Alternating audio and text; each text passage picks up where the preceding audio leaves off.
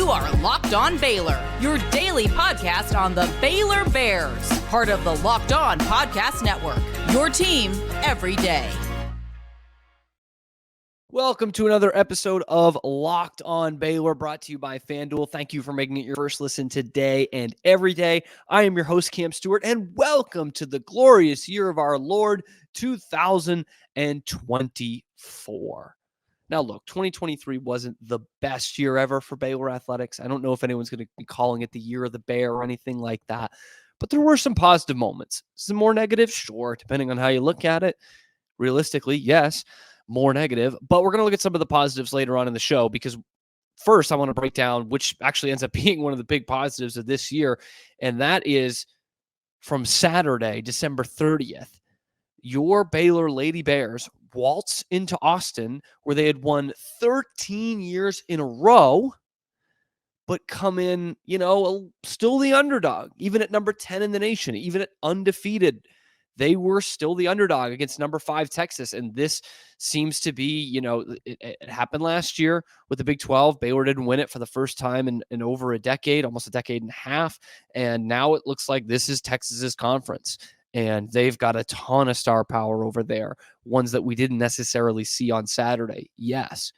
But Nicki Collen's team comes in and they are not fazed one bit.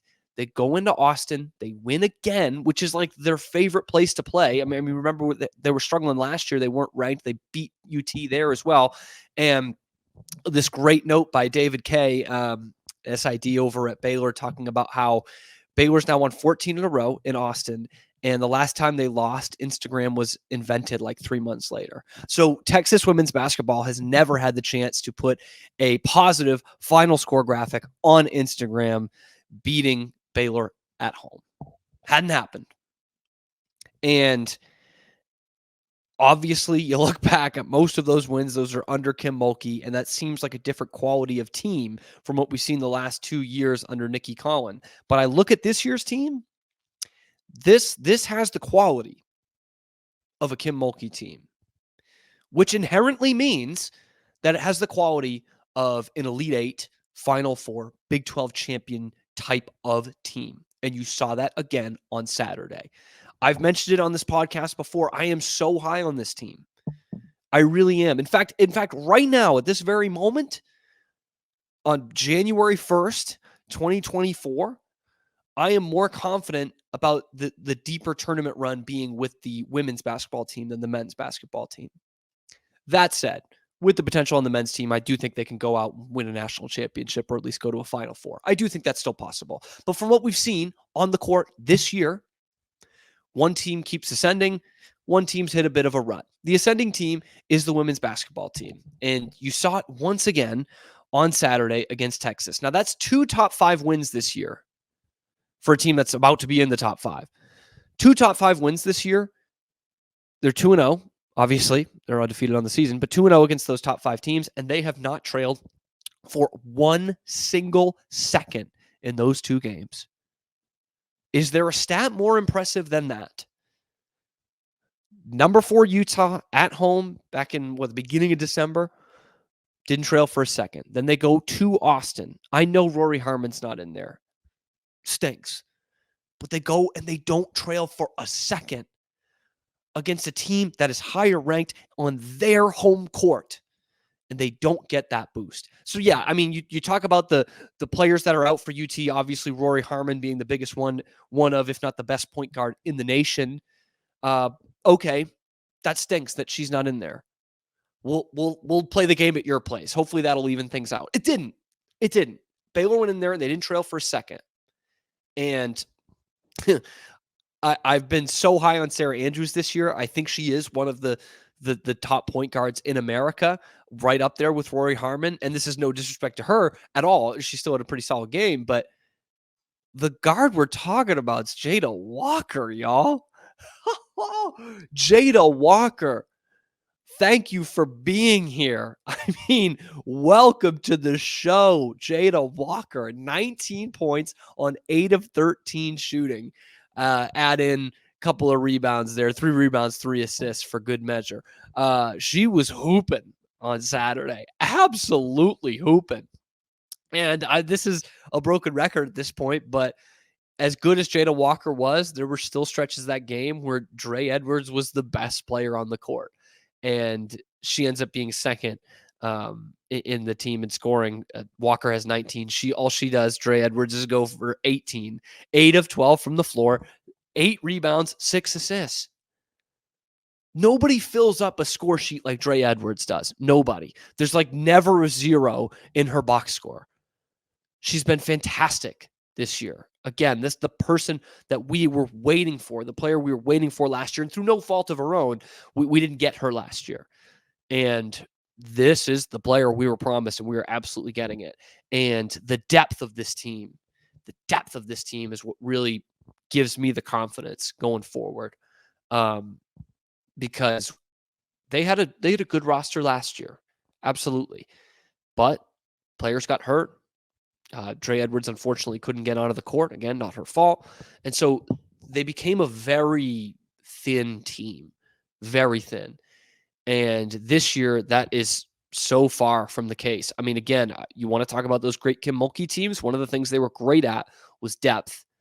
And sometimes it was only 8 girls, but the quality that they could bring off the bench and the versatility they could bring off the bench is very similar to what Baylor has now. That 22 team, that first one for Nicki, Collen, did not have great depth. They had great frontline players. Obviously, Melissa Smith was the best player in college basketball, but it was still kind of working in, getting those recruiting classes in for Nicki, Collen, and building that depth. And she probably would have had it last year. I mean, if so many players didn't get hurt and miss time, but instead, she's got it this year, and it is a special thing to watch. They at one point led by 13 early in that game. I mean, they really jumped out on UT. I think it was 23-10, which was the largest lead in the game. And then almost as impressive as just winning by 20 was just how they kept the Horns at arm's length the rest of the game, and especially down the stretch. That's what was impressive to watch. And it was the same thing they had against Utah too, in that other huge win they've had this year. Is that they executed down the stretch, which was something we didn't see from a young team last year. You know, they weren't trying to do too much.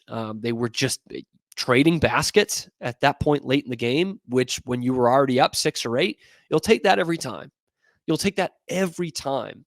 And one thing I mentioned last month is that there's nothing that looks fluky about this team. You know, it's not like, if you catch them on a good shooting night, they could beat anybody, or, oh, they're really only good in the half court, or they don't run sets well, but they're really good defensively. That's the thing. There's no real hole in this team. And I look at how much they're shooting the 3, and I'm taking that. I'm taking that every time. What was it? 8 of 13 from 3. Or excuse me, sorry, that was free throws. I was like, that would be insane.